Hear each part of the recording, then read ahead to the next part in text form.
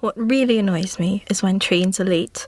I mean, there's nothing worse than sitting on a platform, waiting, and there's no train in sight. And then, when the train finally arrives, you're there and the carriage is absolutely crowded. You can't move, you can't breathe, and there are people everywhere. What's even worse than waiting on a platform for the train is actually being on the train.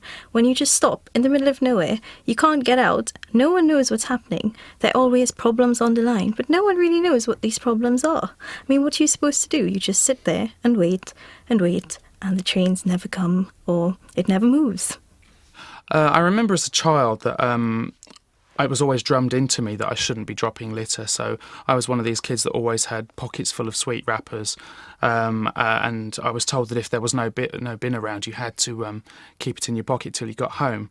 And I think it still gets to me, like all these years on, that you see people just dropping litter from their cars as well, leaving fast food cartons by the side of the road. And I think parents and teachers should really have an obligation to reinforce the whole keep Britain tidy thing. I think it would be good for schools to say that as well. One thing that really upsets me is when people misuse apostrophes. It's not that hard to get it right. For example, on the market where I buy my fruit, there are often signs that say oranges, 4 for £1. Oranges, O-R-A-N-G-E apostrophe S. What do the oranges own? Nothing. It's completely incorrect and it really, really gets my goat. Well, one of the things that really annoys me is traffic. When I lived in New Zealand, I used to wait in traffic for about half an hour, and that used to make me angry.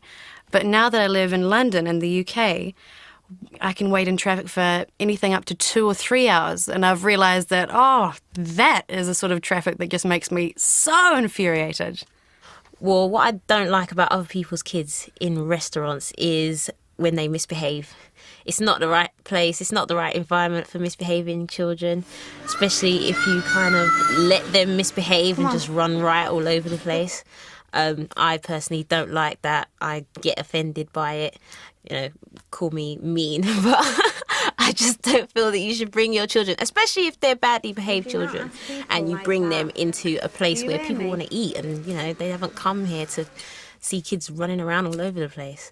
So that kind of really annoys me.